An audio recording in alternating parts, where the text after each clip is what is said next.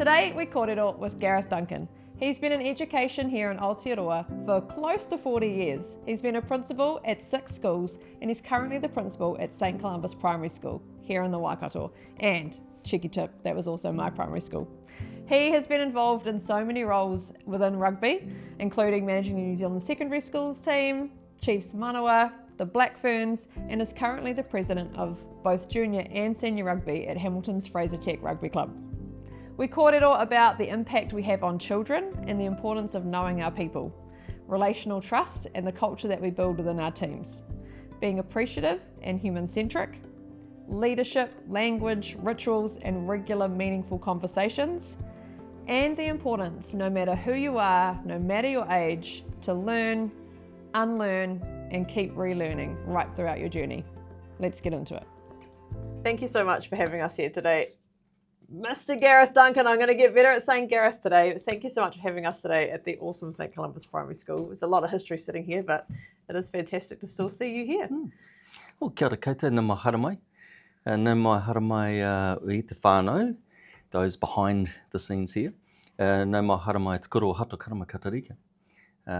E tapo ai hihu. Nā mai haramai staff room, boardroom e whare I tūnei. Ko Gareth Duncan tōku ingoa e tūmo ake, it's here te koro hato karama katarika.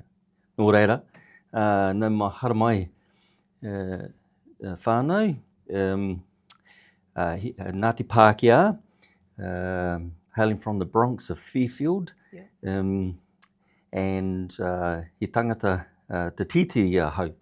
Nō reira, nā mai haramai, welcome to you. Welcome, Des. Yes, Welcome to Sam and to Emily behind the cameras. Good to see you all. Nice to have you here at St Columbus, Te Koro Hato Karama Katarika, Catholic school. E tapo ai here who is walking in the footsteps. And so thanks for joining me today to walk in those. Welcome back. Welcome back. Wow. Can't get rid of me. Long time ago. Yeah. It's so nice just to walk in here though and still feel like a piece of it's yours. Yeah. Like you don't feel like it's strange to be in a space. Yeah. And part of the welcome, I should say that in terms of the whenua, just acknowledge also to Ngāti Wairere and Ngāti Mahanga, for which the land that we are custodians of. Here at St Columbus, we honour them. If I was to take you out to the back, we have our United Nations flag up, where we honour our treaty, and as a Pākehā honouring that, I just mentioned that, the Treaty of Waitangi. So acknowledge them and also those that have gone to their passing, and we acknowledge those people well before you and I that have contributed to our lives. So, but anyway, nice Catholic warm welcome to you all. Thank you very much. To have you. Thank you for having us. And it's like I've talked to these guys already about, like, you were my teacher a very long time ago, and you left footprints. So we're going to talk about it today. But I thought we'll crack in first with one of our wellbeing cards. And we made these so that we start asking better questions other than, how are you today? Good, good, good. So if you pick one and I'll read it for you. Hey, rightio. Let's go head the top end. You put my glasses on. It says, what do you imagine yourself doing in 10 years from now? Ooh, Wow, that's a big one. 10 years from now is the official retirement on age. Yeah. So that's an interesting one. Though when I get big and grow up, and I reckon that might be in 10 years' time, I wouldn't mind, I reckon, sitting on a radio station and playing music. Oh, the DJ dream. Yeah, DJ dream.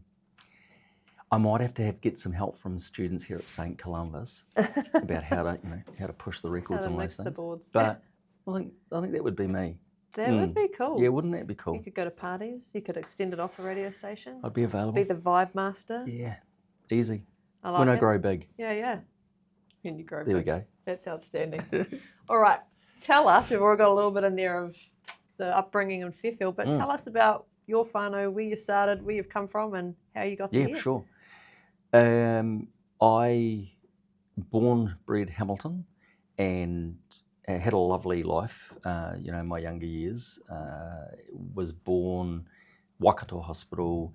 My parents, my dad was a truck driver, mum was the secretary at the firm, Cronin's Transport in Tamahiri. And so we moved out to this little place when I was just a wee-un. And my dad drove for the company, and then we moved from there. We moved into Glenview, was where they bought their first house, and from there, soon after that, I started school at St Pius X in Melville. Went to there, and after that, about a year or so after that, parents separated, and so we moved. My mother and my two younger sisters at that point arrived. So I'm the oldest of three. And so we moved to my grandparents in 1 Kenny Crescent, Fairfield. Oh, yeah. Yeah. And so that's where I spent then the rest of my life until I went to, there's a couple of little stops just before university time. Yeah. But that's where I was brought up. And look, life was, I think back to it, I'm a 60s baby, the end of the 60s. And life was good.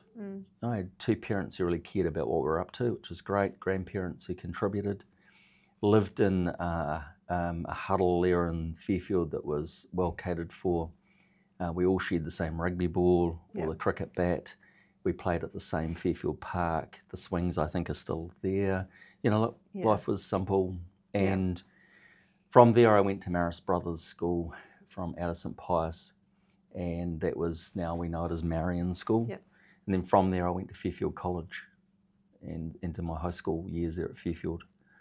From there to Waikato University to do my degree and teaching diploma. Yep. And then out to the big world. Out to the big world where you've stayed. That's right. We just need to chuck in there that head boy of Fairfield. Yeah, that's right. Yeah, I did let that out before. Yeah, 1988 was my last year at Fairfield College.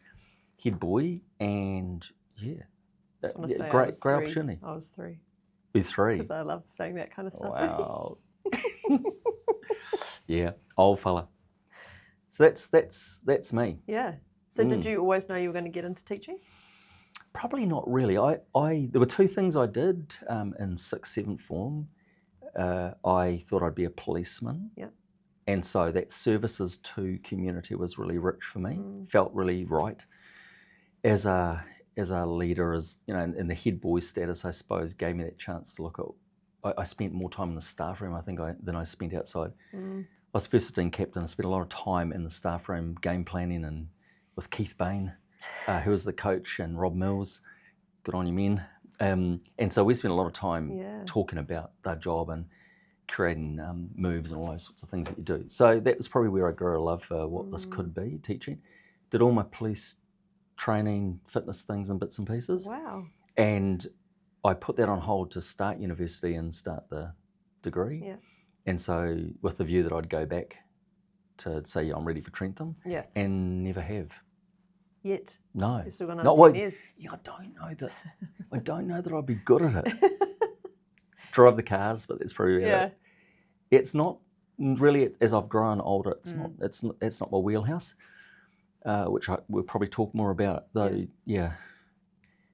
Stopping people and redirecting them in a punitive way is not what I've grown to love.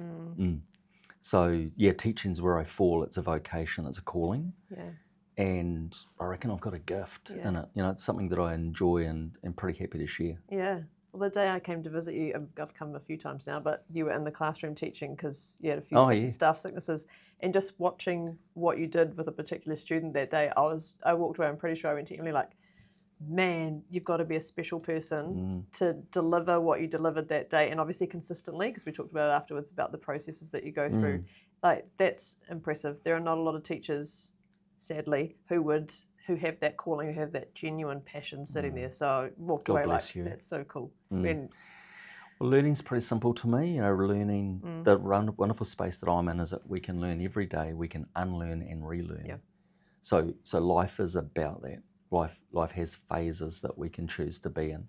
And as a coach of love of self and learning, then what I want kids to be able to rehearse is that. So that's why I don't see many challenges in the world. I know that we might talk about that too today. If you have a philosophy that where everyone can make mistakes, because we do. Yeah. That particular day I remember that child, and she just needed to reflect and review where she was heading. And have a guide to do that genuinely cares. Someone who's passionately connected to your dream and your story, and that's what worked for me in schooling. Yeah. And I think the success we have is based on someone who reaches in and says, holy hell, you've got something to offer here. and give it a great nudge. Yeah. Give it a red hot go. You're great. Yeah. Hey, so And I back we're, you. we're important teachers. Yeah. We're really important to the now world, not the industrial model that bells went to tell us what to do and sitting in rows and conforming to the whiteboard. Yeah, the world is The different. contemporary world is here for us to be problem solvers, innovators, resilient participants, and at 5. At 5. With potential. Let's get going. Just the potential. So cool. Now, going back to your first 15 and sitting in the staff room and creating all of your plans for your rugby team, you have a serious passion for all things rugby, and you've been in that management area for a while now, and you've been with New Zealand secondary schools, and you've been with Chiefs Manawa, you've been with Black Ferns, you're currently the president of the junior rugby and senior rugby club. And senior rugby, of course you are, at Fraser Tech. So you've had a plethora of experience in there, but are there any like shining moments that really, a couple that really stand out as like, God, I was grateful to be part of that? Yes, yeah. Oh, I think people stand out, don't they? That people are the rich things we hold on to are clearly the photos of the team you're in. So the gear's not the issue. It's not the remembrance. Yeah. It's the things that help you get around when you haven't got a pair of tracksuit pants. Though the photos remind me of the richness of relationship, and that's beauty and the beautiful part about it. So there are lots of memories. But if I go to high performance, there are names that feature for me. Sam Cane drops in really quickly. Sam Cane is a blue head thinker. He's really clear. I had him in New Zealand under 17s. We would have home and away series against Australia. He was touted as New Zealand's captain for the future and leading number 7 back in behind Richie McCaw of the day because he was just so calm and a great young man that taught. I guess that team that he was in, Adi Severe was in it, Patrick Tuipulotu, TJ Perenara, a young men that I can think of at the time that were, and you've seen them on the stage. They're our All Blacks that we've really come to appreciate. But as a man who understood rituals and culture and commitment to, their whole sense of trust that's thrown around in rugby really broadly, the word trust, and as a manager of the people. I think that relational trust space takes time to really build and to frame. And so he was a young man right back at 16, 17, really clicked with that, was able to tell a story in a really easy way. He was, by his actions, he was committed. Patrick Tuipulotu is the first, if I thought about someone's emotions, he was a young man who bawled his eyes out in a review, in a reflection. We got lost to Australia in 2011, got beaten in the last sort of 3 seconds of the game. And we at the time had to pick 4 positions for the All Blacks for the future. So we're forecasting. Yeah. And so he was at the review before we left Australia to come home, was that he was one that we said, look, young man, if you keep going on this path, then you'll be here as an All Black. We're really excited about that. Yeah. And what do we do for you? He just melted and was brought to some stream of tears. It just beautiful. Yeah. TJ Perenara was a man who was so serious and still is, and you see him on TV and sitting in behind that facade of being so confident in things, which he is just connected to all that he's doing and team driven. I remember I used to put pies and donuts out to help them understand that nutrition and the sense of looking after body was crucial. Yeah. So on the first day, guys come in at 17s. This wasn't schoolboys yet. So we would have the lure of the pies and the ice cream and donuts. Yeah. And we'd watch them come to their first lunch. And so it was our teaching tool for the next session where we looked at nutrition and what we're doing to look after body. He came to me upset. He's the other one that cried, upset about the fact he couldn't eat anything and it wasn't right. And he needed to put a stake in the ground with the people who are running this, that needed to be sorted out. So as a 16-year-old, wow, he was this man. In my women's teams, I think there's a real distinct difference in what I like about women is that, in terms of high performance, is that they get immediately about what they're doing to be real custodians and symbolic custodians of the rituals and the future of the game. So they really pick that up really well. Men have got a lot to learn from this. And so they honey-headed me we won the gold in Russia on on it's the old Olympic Stadium. I've just lost the name for a second. That's right. And shit conditions. The men played after us. We all stood sideline and watched the men when it was in 2014. We won that World Series and the World Cup. Oh, wow. But what I liked about Sarah Goss, as we know, Gossi Hirini is now known as, so Nigos.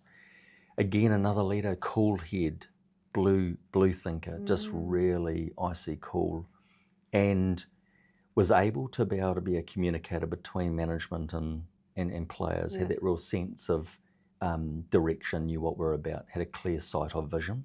Yeah. And so I see that language, symbols and rituals are really crucial in that. The further you go up, the real sense that we're holding this space. We hear it on TV. I'm looking after this jersey for you. Here, rugby players will have this this patter that we spin off.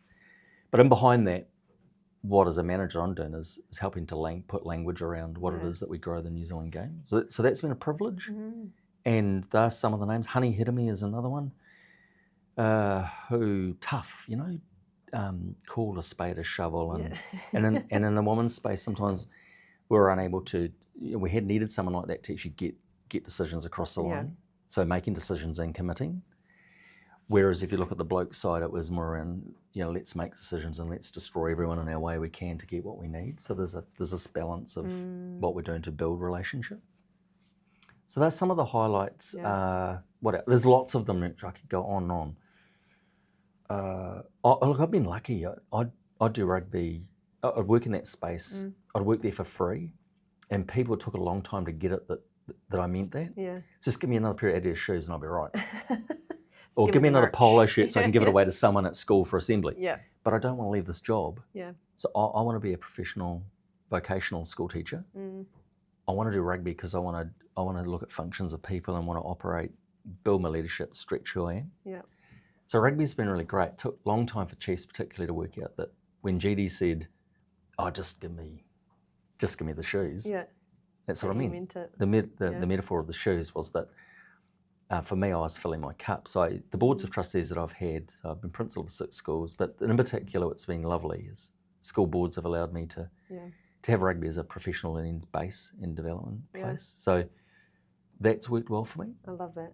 So that's been a nice reciprocal model that's gone on. And people will ring and say, Judy, are you free? We've got this series coming up. Can you come on this tour? Yeah. Can you run the Hong Kong tours for Chiefs for the next few years to Hong Kong for the development lads? Can you look after? Yeah. And if it fits, I've invariably done it. Yeah. And more recently, I've dropped back down to grassroots, where I feel that I can contribute, bring all the knowledge of those things back down to grassroots. And Fraser Tech, my 2 or 3 of my kids play at Fraser Tech, and so I've observed what's going on, and it was more around let's fit in and help out, and so that's how I land at Fraser Tech, and contributing to that community space and the game, which needs people like us. Yeah, it does. So leave the big stage we might circle back. Maybe that might be one of those 10-year things. Yeah. I'm not sure. Done it, been in the photos, had the stories, walked the major turfs around the world, and lovely. Yeah. Enjoyed it. There was a man, he passed away, called Randy Parsh. He wrote the book called The Last Lecture. And I always remember you saying about how I just want a pair of shoes, but it fills your cup. He talked about how he went to his boss and was like, I want to go build a ride at Disneyland. And the first boss was like, absolutely not. You're this kind of scientist. Like, what are you talking to me about that for? But he was genuinely there was this passion that was sitting there and needed to do it. So he went to another boss and went, hey, so he said, no, but this is what I want to do. This is why I want to do it. And he goes, hey, look, I know nothing about why you want to do this. I don't understand it, but one of my best staff is standing right here telling me that this is important, so I'm going to listen, let's figure it out. And you get to take the time to go and do it, and I think that's a tribute to your board of trustees and people knowing you to go, we want him to be his best self, and if that's what that's going to take, go forth, go do rugby and bring all that knowledge back and bring your full cup. So cool. I'd add to it though to say that I don't think people hear when you say that. No. Like a lot of people don't hear. So the other part of my life, I'm a celebrant, so I do weddings and funerals. And I've done for over 20, I'm a JP, so I've done those for over 20 years now.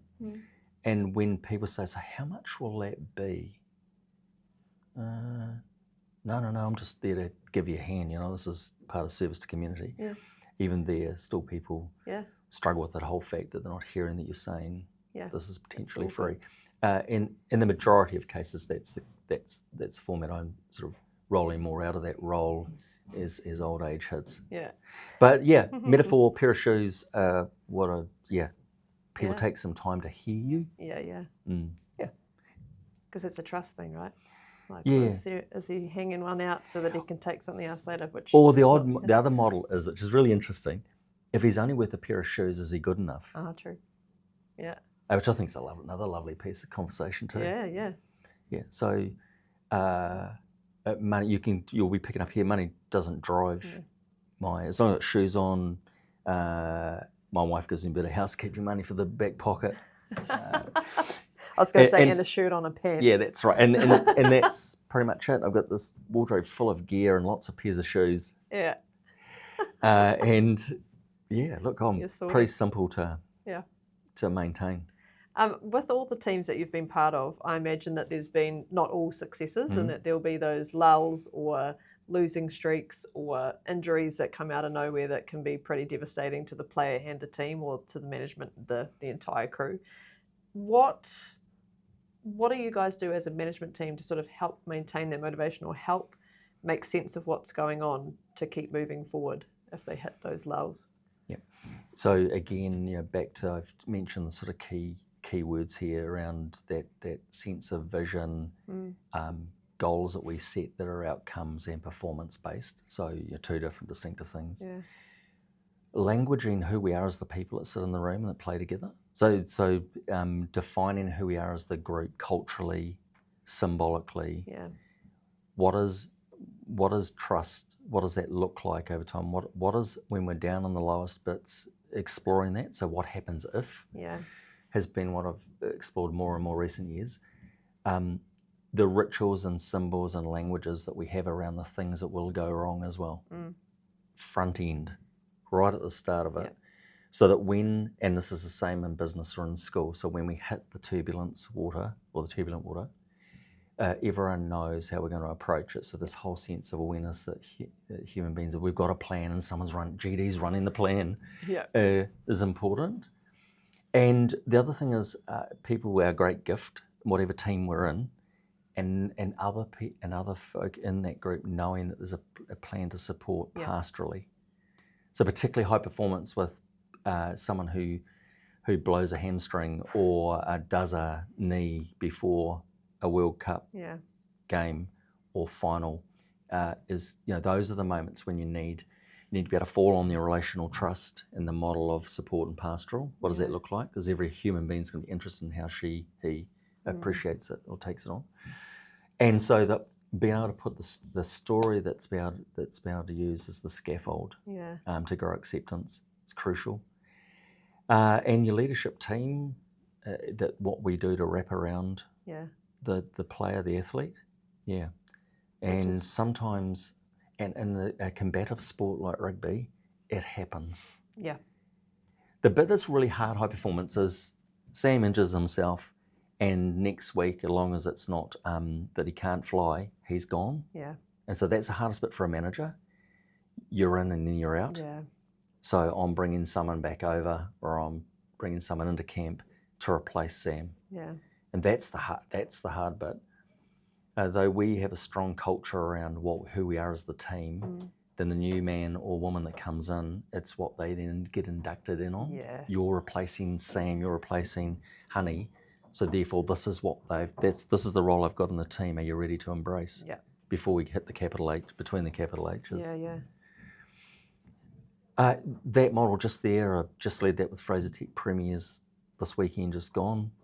I think it's in every part of same with our staff here. What are we doing our theme for this year here at school is zeal. Yeah. What are we doing to bring passion to our job? And then who makes up the team of zeal? So you'll see in the staff room here, we've got photos of ourselves as a team of people. So that's worked well for me. Yeah. I think being really transparent. Yeah. Patrick Lencioni talks about the 5 dysfunctions of a team. I've used the triangle lots in a contemporary space to look at how to use the triangle as steps of functioning teams. Yep. So changing it, well knowing Patrick's work, but trust, that plinth of trust, that moving between conflict and trust. Conflict can be external of what we know as conflict between two people. Yeah. Conflict can be that injury. Yeah. So we need a dynamic team needs to have those spaces where you can roam between that and practice creating accountability and commitment. Yeah. So what do we do to give that? That creates the relational trust steps that Covey talks about. Yeah. Because it's easy, we trust each other. Yeah, do we? Yeah. How do we depth that? So an injury is a moment where we really trust the system. We really got to put weight into that. We've got this covered. Which leads to the top part of the triangle, which is results. But I love that. Yeah. And I don't think a lot of sports teams yet are nailing that. So that could be in your next 10 years also. Maybe that can be some support you lend to not just rugby, to other that's to right. other codes and help them learn that. Well, the other thing is sometimes it's easy to talk about this stuff, isn't it? You have lulls and that sort of thing too in leadership. And so, I have a model that I think works for elements. Certainly it's one that's around injuries and stuff is one that's worked well. Yeah, and it is just ongoing, developing it as you go. You're going to have your structure, but it will change as you go. Now, I have a core memory of you, and you're going to know exactly what I'm talking about here, is you used to say very frequently, I am what I am, and I do what I can. I can't say I won't, and I won't say I can't. I should have made you say it. Therefore, won't becomes will. You're doing well. And can't becomes can. I am what I am, and I do what I can. And my kids know that. Yeah, and I always go, my kids know that, and they'll be like, I can't do it, and I'll go, do you know what I'm going to say? And they'll go, I am what I am, and I do what I can. I can't say Did you know that 30 years later, that would still be a thing for some of your old students? No. And what were you trying to achieve by telling us that very regularly? Well, 30 years on, I didn't think that people would stop me in bars and down the street and come and visit me and talk about this, but they do. And so big people, certainly your age group and some older. So I taught at St John's College, so I have there's lots of varying ages of people. And it is one thing that people will stop me over often, particularly if I'm out at night. That's sort of a bit of courage to be able to, because some of you don't recognise, obviously they're growing big. The purpose at the time was I loved storytelling as a young teacher, and what drew me to the vocation of teaching in many ways is I called back on the people who were bloody good at it. And they were the people I had. There weren't a lot of them, because I think we're an interesting group now and then, is that the people I had really were able to, I really felt I was living what they were talking about. I really felt I was in the story and like I got it. And they loved me. In fact, they loved everyone in the class. You know those ones? And so they reached in and grabbed your heart and pulled it out, and they did it through stories. I just fell in love with it. As a standard 4, Miss Green read Charlie and the Chocolate Factory and made it sound so beautiful, as though I was living every moment of it. And I just wanted to be like her. And so there were many Miss Greens that came along the way. Though she really triggered this whole sense of bringing stories alive. And I can still hear her reading to me. I can still picture in my mind what it was before I think I even saw a movie with Charlie and the Chocolate Factory. And so Roald Dahl became a real interest of mine as a kid. And as a young teacher, I read all the series, particularly the Twits and Charlie and the Chocolate Factory were 2 books. I'd read the Twits at the start of a year, every year, to just engender this whole sense of nuttiness. Because I wanted us to be nuts in the classroom. I wanted us to have bloody birds on the ceiling. And I wanted us to just, if we get rid of the uniform, I would have. I wanted us in those days, we went in the Mulu parade. And Mark Roughton was the radio DJ, and his son was in my class, and we all had roller skates on, and we got a float and made the shield. And, we just with no hurdles, no boundaries in our way, and it was a class that I explored a lot with around creative writing, and just dreaming about what it would be. And I had lots of stories that I'd talk about. The little old lady that lived at the back of the school, because I wanted to talk about, making sure we ate our lunch. These were, it was standard 2s that I taught the last first year in 1992. And so I talk about the little old lady in the vinegar barrel and how she lived at the back, and, she used to come past the school and collect all the scraps and all the things. And how wonderful we had it that we had this lunch, So I would use anything that was happening to make something up. So I am what I am, and I do what I can, I won't say I can't, was every Monday morning, you remember it. Yeah. So I'd stand up, they would get me to stand up and lead the assembly. Yeah. And it was often around the gospel. And so I did live across the road from a man who was named Mr. Savage in Marata. And he worked for Filton and Hogan, and he would yarn about anything. We never really met over the rubbish, but we did meet at the local rugby club having a beer. Yeah. So the person was real, and the person was This person was a storyteller. He wouldn't have said he was. Yeah. He's well in heaven now, right? But he wouldn't have said he was. Yeah. But in a small community of Matata, and in the local rugby club, he had a story for everything. And if you remember Mr. Frogley, Mr. Fogarty. Yeah, I do. So another similar person, so Joseph Fogarty. So what I wanted to bring to the teaching was, and certainly on a Monday morning at assemblies, because I sat in a fair few boring ones as a kid, was, and you remember I'd have the ladder out and I'd put the microphone on and I'd just talk about bollocks. But edit that. Is that I would choose the gospel. The gospel is what I was meant to be talking about. So I'd talk about a real life story that meant that I'd brought service to people. Yeah. And it was about looking at self, so self-aware. Yeah. If I got closer to my goals as I climbed the ladder, that you, as you did, hopefully, and you did, me climbing the trees to visit the birds. Yeah. It was all nuttiness stuff. But for me, I think as kids, we had the hook. We found something about Gareth Duncan that hooked us to our learning. Yeah. So if I hold the view of learn, unlearn, relearn, is what modern day learning is about. Yeah. And so that statement just allows me and now I talk about the fact, I don't know if I did at the time, when you wake up in the morning, you're brushing your teeth, look in the mirror and look at the person who's looking back at you and tell her or him you love them. You love yourself. And take the toothbrush out and say this. Yeah. Don't spit any over the window. I'm still doing it. Don't get in trouble with mum. Yeah. So, stop. Yeah. Have a think about it. We all have a wonderful space that we hold, no matter what we come from. And that's what I'm wanting to model. Whatever we come from, whatever we've done, whatever we think we can't do, this is a wonderful place to be in learning. Yeah. And the distractions that we have are only those. But what we can continue to tell ourselves is I can just do anything. I think the mirror is such an important one, because I remember as a kid looking at the mirror all the time because I was bullied so badly for different things.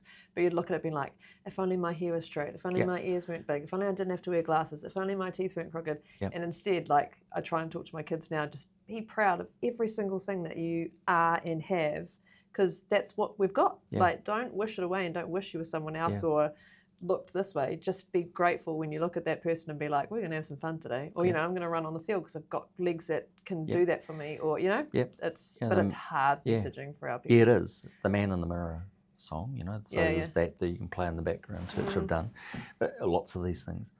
The crucial people in our children's day is me, is us. As well as their parents, that gets them off to meet the happy day that they need. Yeah. My view is, in which after this I'll take you down and show you the new entrance room. I put a slide and a tree hut in there, and I just wanted to get to school and I want to have a good time. Yeah. And so I want 5-year-olds to be caught by 5 years, 1 month. They love that school is the best place to be. You think about it yourselves, and we have a connection with the place that you're at, and you want to get out of bed and get to it. Yeah. I mean, it's like anything that we do. Yeah. Over in this corner over here are all the kids where I've got all the commitment of teachers so they're the kids that need our help on this wall here, hidden up here in this boardroom, to remind us that they're the kids that need us to accelerate their learning. Yeah. And all our goals as teachers are on that wall there, sitting on top of those names. Yeah. Because there's people that matter, and so that's the storytelling. Allowing kids to dream as well was what I was trying to create. Yeah. And for coming back into the Catholic education, was out for a decade or more in the state schools, was that the gospel's hard in this modern day world for parents perhaps to connect to, and it may have been in the earlier era, but it's simple. I mean, our school values and our virtues around love, faith, care, respect and honesty are daily operations for us if we want to serve other human beings and we just want a pair of shoes for it. Yeah. Then there it is.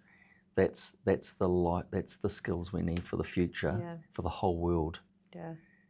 And when we look at what leaders that I'm going to create for the next century, which these will be a part of, then I want them to be better than what I'm seeing right now across the world. Agree. Now, there's a long answer. I love that. So, Mr. Savage is real. That's mind-boggling to start with. Yeah, his name, Mr. Savage. Do you have a story that you would tell now about Mr. Savage in light of all the little things you're seeing out there and challenges that are out there? Do you have a story you'd talk about with Mr. Savage now? Perhaps I'd give you snippets of something I might use tomorrow if I was Today's gospel is from Luke about Jonah being swallowed by the whale. Jesus talks about today about the fact that Jonah took 3 days to be spat out. He took 3 days before he rose to heaven, right? So I would want to weave that into my stories around what Jesus did for us to model the Christ-like faith, that whole sense of sacrifice and doing something for the greater. So I would talk about the kids that hear me talk about there is no challenge. There's no challenge in our way that we should worry about, and that if we've made a mistake, we learn, we unlearn, we relearn. So there'd be that model of practice that I would share. I would do it topical to whatever's happening. Yep. So we've just had a centennial. Yes. So the key conversation at the moment in school is around why is the school a taonga? Yep. And so Mr. Savage would be leaning into the moment about what is the taonga here that you have that's been gifted by people that came and had a look around our school recently. And Mr. Savage wants to know what you're doing to look after it. Rightio, what are they? Come on, throw some words to me. I'm going to tell Mr. Savage. You know, that would, and if you remember, Mr. Savage was wear his pink dressing gown. I'd turn up at school in my slippers, or if it was swimming, I'd have my flippers on. And so there would be something that would hook us into a variety of different things that people would go, oh, look at kids, look at Gareth. Oh, he's funny, or what a dick. Yeah. The great thing about being up there doing that too is that you're allowing children to see that you can be a bit of a dick. Yeah. That you can have a good laugh at yourself. And that's what Mr. Savage was about. Yeah, be you. I don't use Mr. Savage as the term now. I use the house leaders here at school to storyize what's going on. Yeah. And I might use those points that I've just mentioned to talk about what it is that we could do to contribute to taonga as the example. Yeah. So I think if I was certainly still in the classroom teaching at the whiteboard, stories would be a rich part of what we do to build. Because whilst we're in New Zealand we're worrying about literacy and numeracy, my view is the literacy of living in the world, the requirements of being a problem solver, being resilient, being able to dream and think big, create a new playground, require a pair of shoes, whatever it is, is the drive. Is a drive for me, as opposed to getting stuck where we're looking at the moment to become more industrial driven again. Yeah.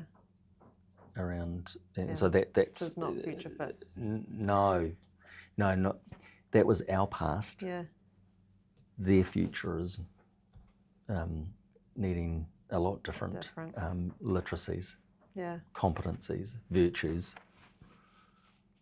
Yeah, agree. How does that sit? You're dead right, and that's so much of what I'm seeing with my children now. They've changed schools, and so it was very just our stock standard sort of stuff that happened when I was a kid, and now they're at a school where they have drama and they sing and they play with musical instruments, and it's just all these different things they get exposed to, and how my children's imaginations now have grown. I literally, as we drove to school this morning, heard about my son's imaginative plan about being a Viking with his mate and all our different roles in this new village and that took us 15 minutes driving to school to hear it. And he goes, so do you want to hear more? So as I'm walking into school with the other one, he's still like, and then this, and he's like, and I'm going to make more. And we didn't have that before because he was so like, he loves science, he likes facts, but he wasn't tapping into his imagination as much. So I just think it's brilliant. And the more teachers that can just inspire that and pull it out and go, that's something you like, let's do more of that. Let's find the thing that's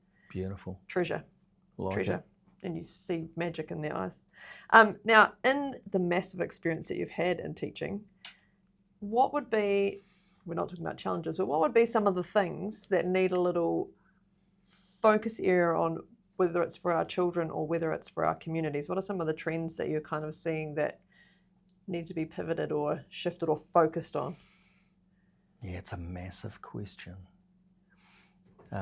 So in this interview here is that I hold fast to the personal view also that I'm learning, unlearning, relearning.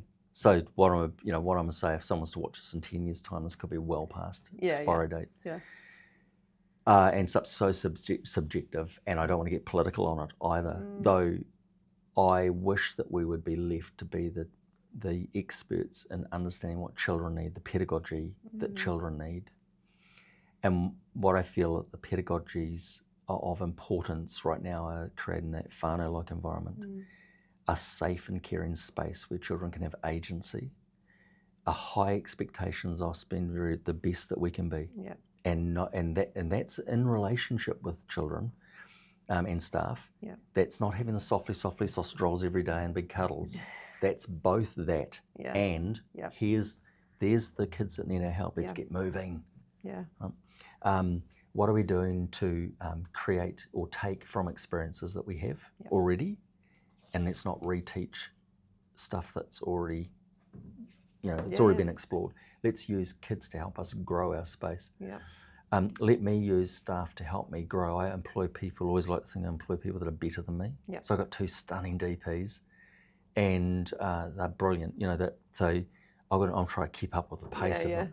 So what I'd like us to do is politicians get out of the way, leave us to do what we need, where we know that pedagogies that work to create a learning mindset, and let us go. As a principal, as a teacher, I'm not distracted by the noise outside of the school. I don't go and visit it. I don't listen to it as such. Naughty. What I'm looking at, what I do in snippets that I see, is that I'm not wanting the kids of this future to be, their virtues to be driven by an industrial dragged model forward, and that worries me. So I'm going to be as long as I can to ensure that the virtues of competency, capability, knowing what my learning groove is, knowing I contribute to the world, knowing that I have resilience, knowing that I can serve other folk for a pair of shoes, knowing that I can be a participant and continue to learn and grow. They are virtues and really important skills that we seem to be eroding. What concerns me is our leadership in the world at the moment don't seem to have those fundamental key things. And that's where I don't want to get political about it, but I think the thriving space that New Zealand will always be is that we continue to breathe life into that and create good people that keep serving each other. The haves and the have-nots are getting bigger. And so what I see here is we're a decile 5 school bang smack in the middle. And part of the graduate profile for kids here is, you'll see on here, is that much of what our learning is about is how do we transform that into a service space.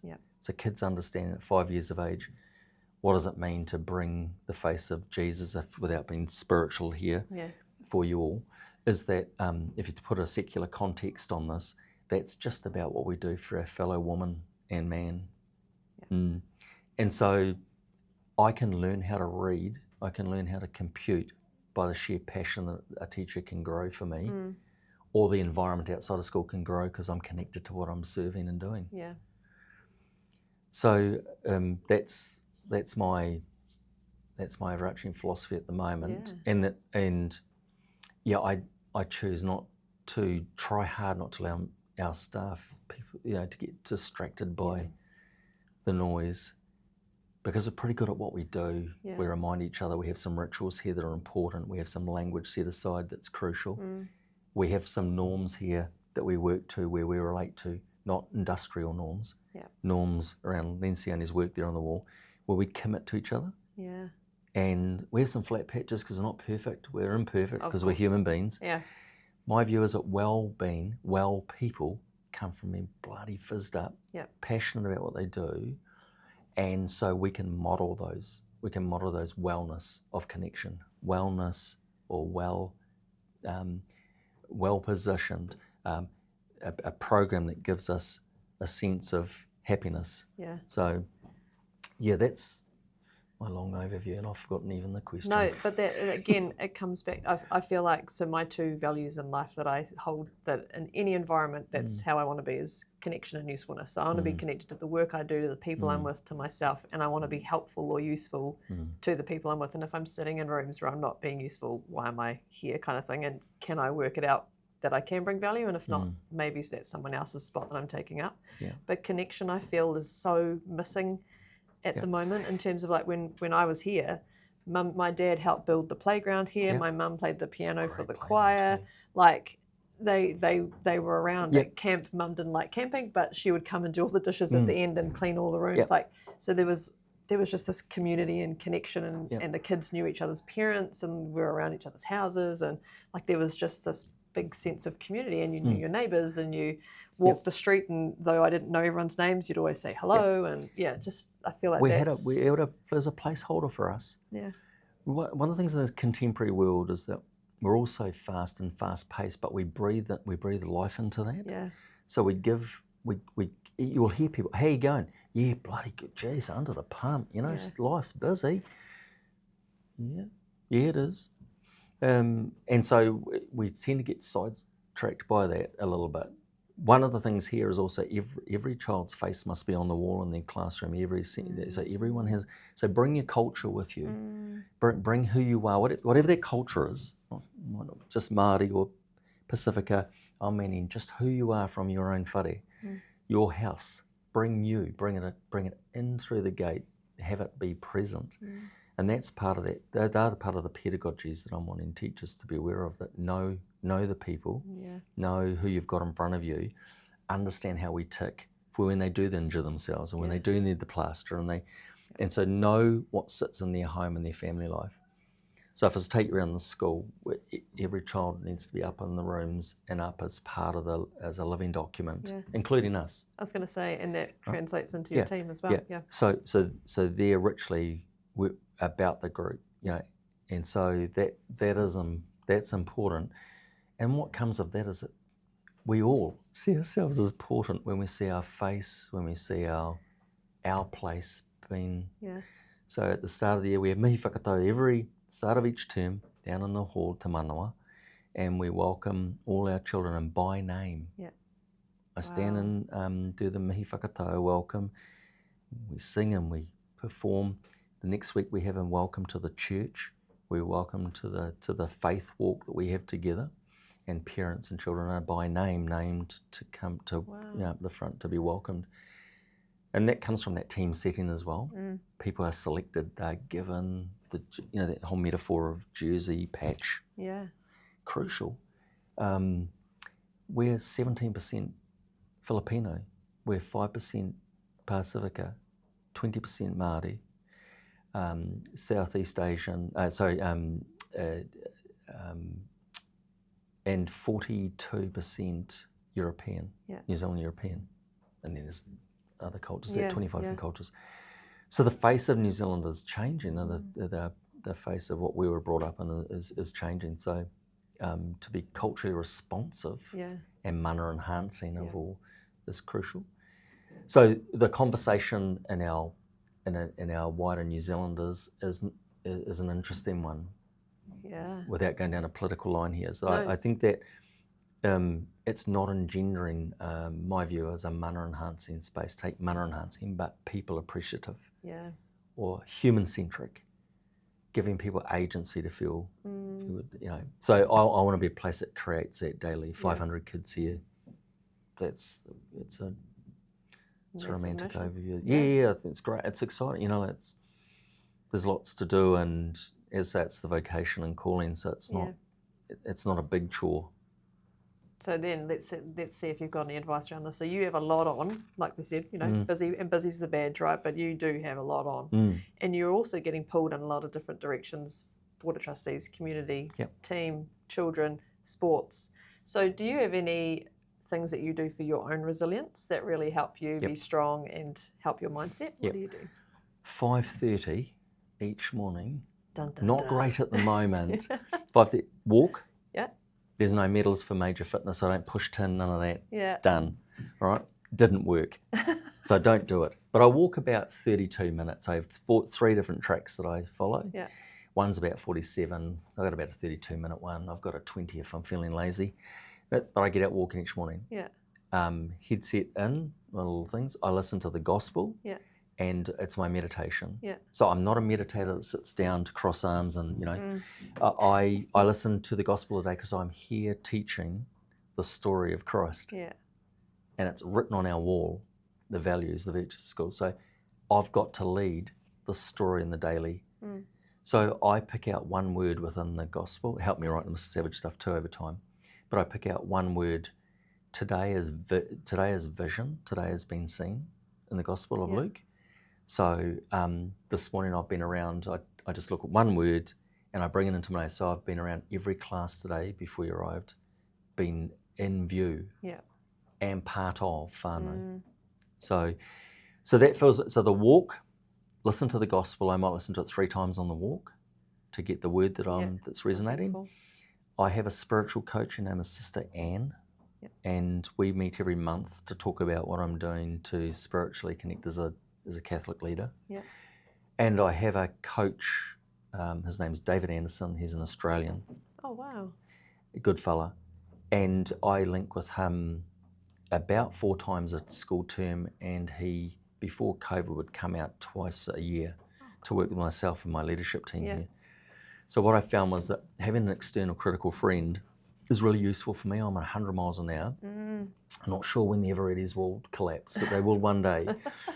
And so I just hold fast to the philosophy I've given you today, bits of them, and I take them to each of the environments I'm in. So if my community see me at Fraser Tech Rugby Club serving, it's because I've chosen to serve a community that I belong in and that I sit in. So, and I'm on other groups as well. That's what I have the energy for at the moment. One day that will possibly change. 4 kids of my own. My wife will be yelling at this if she was watching it, to say that could be better balanced. Our oldest is 33, 23, 13, and we had late run home 10. So we have a massive split of children. And, so the big boys are well on their way, and we have lots. One plays at Fraser Tech, so we have connect up lots. So they're the rituals that I have that really do help. As I say, the taking time to get in your own head is the morning time for me. I can't do it any other time. I can't sit down and do it. I'm not into yoga or stretching or those other bits. Which is a good. We always say that's a good point to reiterate today as well. But if it's meditation, that's your thing. That doesn't have to be the sit down on It can be riding your bike for an hour, just listening to the road noise. It's whatever works for you to achieve what you're trying to achieve, and not trying to copy someone else's approach to what you do. I've the copying other people's approaches. That's another thing I've found in more recent years, probably a few years now, is not to do that. So sample some of the energies that you get off their conversations, though then to take away and really design it into your own fit. In the more recent years is choosing just to exercise the things that I've learned, I suppose, and continue with them rather than to worry too much about what else is out there, mate. You can chase all sorts. But I've had great people to listen to while I've been in high performance sport. David Galbraith's one of those other great mates around. Let the handbrake off. I mean, there's all sorts of things, analogies that he gives. But there are good people like that you run to think, wow, that's a good man. And lots of different coaches and people. DG's one of the best. Shout out DG. Love that DG. Man. Love that man. Must catch up. I'm going to sidebar this again. It's not one that I've warned you I was going to do, but with your leadership approach and with your leadership team here, in terms of that mindset and pressure that comes on, do you have, well, you do have your rituals and some keywords, but what are some of those things that you do to fizz up that team, but also give them those tools or work together to build those tools? Just from a listener's point of view, who probably might be having challenges in their team, or might be going, okay, what would you suggest we do with our team? What would be some of those bits? Yeah, meeting weekly. Yeah. So checking in with each other, taking the pulse. Yeah. What's hot, what's not. What are we doing as the human beings who lead this agreed vision, these agreed commitments, this agreed direction, which can vary. Yep. It's flawed at times. It doesn't work that easily. The norms of how we treat each other, the responsibility that you and I have in this relationship to work on it. It's bi-directional. Yeah. So what are we doing to show commitment? My thoughts are, I use a lot of the GROW model at the moment. You know, that whole sense of goal, realities, the opportunities, and work-ons. Yeah. So I use that rather than an appraisal system. I use that rather than a school structured system. I don't think it's naughty or not. I'll soon be told by Eero. My view is that make it realistic for people. You just heard me say that I choose people that have got some really wonderful talents, that are better,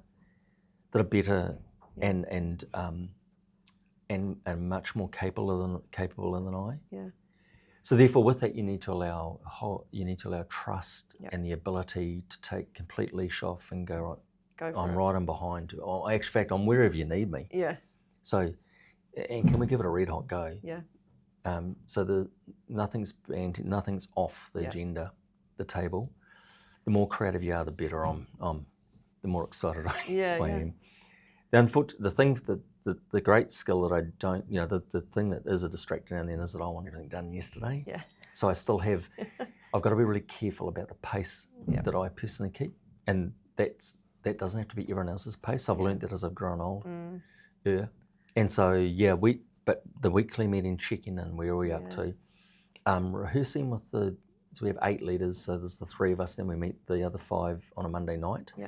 Then we look at how do we rehearse what it is we're taking back out to our teams to create that sense of commitment. Yeah, yep. Not buy-in, commitment to what we're saying we're doing for those kids down this corner as one part. So modelling and mentoring practice, not always perfect. No. But there's a model there. People have an ability to get in front of each other, and it's and it's set down, and it's a time given. We take the time. Yeah. You don't have enough time. We take the time to make that as important. Yeah. So would that be how you structure too? Like if you have conflict within the team at all, or any sort of disagreements on different things, it may not be conflict, but there's a challenge to work through to move forward, and we all know our outcome is to help our kids. How would you structure those conversations to support that sort of resolution rather than letting things fester between your team? Yeah, so we have a discussion dialogue framework in our meetings. So we have team charters. Oh yeah. We have 5 key areas, and these norms over here are a part of, they feed down into the team charter. Yeah. And part of the team charter is under Lencioni's model is conflict. Yeah. And we talk about on here is about learning conversations. Yeah. So what as big people, as adults, you need to be in learning conversations. We don't, in this environment, people have chosen to don't like the word conflict. Yeah. And that's fine. You need to have learning conversations to move into commitment and accountability to each other and to the kids that we serve.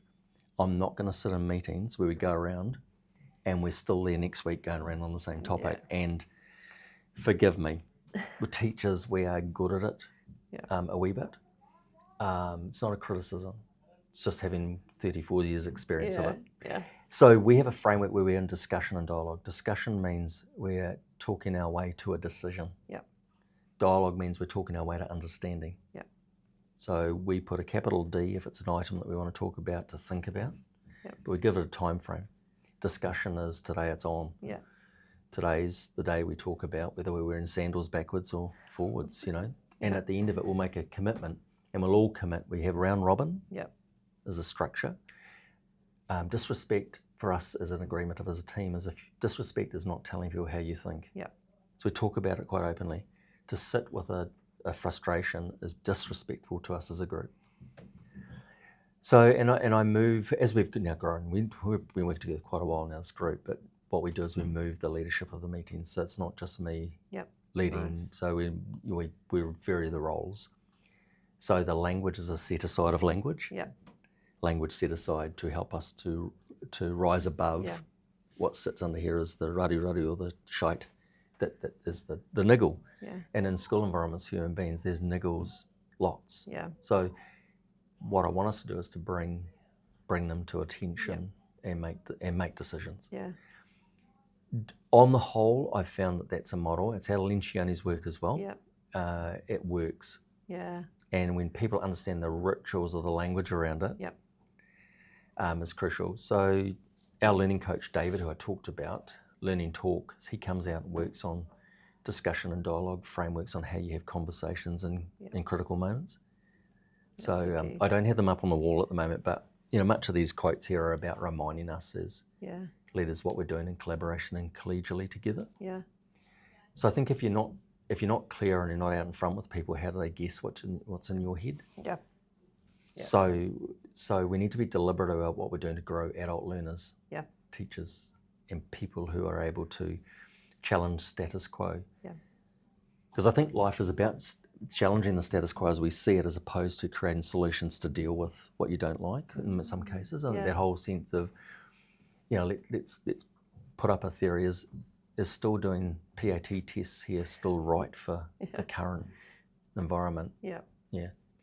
As an example. As an example. I think there's elements that are, by the way. Though, we want to be in a learn, unlearn, relearn phase cycle. Absolutely. And Netflix backed that up too, right? That's their whole philosophy is it's actually a punishable offence if you don't talk to us about your niggles or things that are not right, because your goal is to make us better. So sunshining these things is how we actually move forward and be better. What is the legacy? I was going to try and change the wording of that, but what's the legacy that you hope to leave in all of the mahi that you've done up to now, and what you're going to do in the next 10 years here in education and in rugby as well? What's that legacy that you're hoping to leave? Hope and love. That everyone sees that they're worthy, that they're hopeful, and that people love, right from the top in the performance, they love watching you. They think you're fantastic. That down to the 5-year-olds that I influence on a daily basis, that they know that they're loved, that they're welcomed, that they have a voice, they have their agency, they know what their passions are. And I want to be able to leave up on the walls when I go the things that I've contributed with a group of people who have grown learning.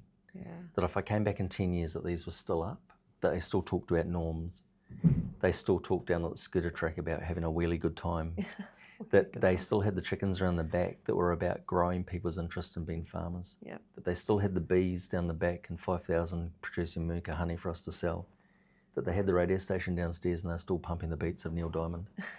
That's what I know, and that's what I'd like to think, that when I go to heaven, that those things still happen. That's cool. That's the legacy. And maybe there was just a new pair of shoes at the door waiting for me. At the door waiting.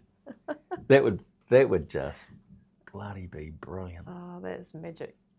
Thank you very much, Gareth. Now, I've got one final question for you. So we always, I didn't pre-warn you about this, every interviewee asks a question to the next interviewee without knowing who that will be. So I'll read it out to you and then you can answer it for us. Which Hollywood superstar would you invite to dinner and why?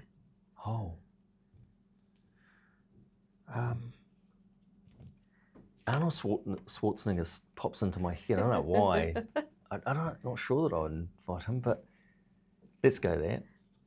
I'd be interested just to see how he dabbled with and really secured English as the language that he had to use more. That I would be interested to know whether the staunch exterior that he was trying to portray is really him.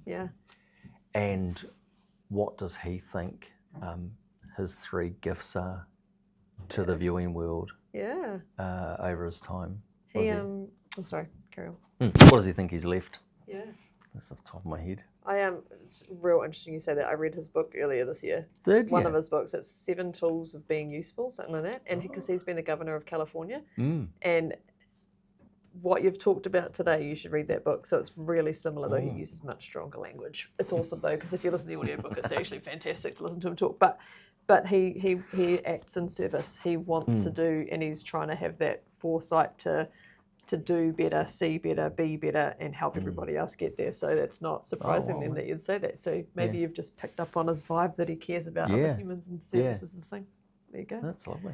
Wow. Thank you very much for watching. Thank you so much for your time today. I'm so grateful for your time, but also grateful for the tools you gave me as a kid that I've been able to give to my kids. And I think that's a little tiny part of your legacy right there. So thank you so much.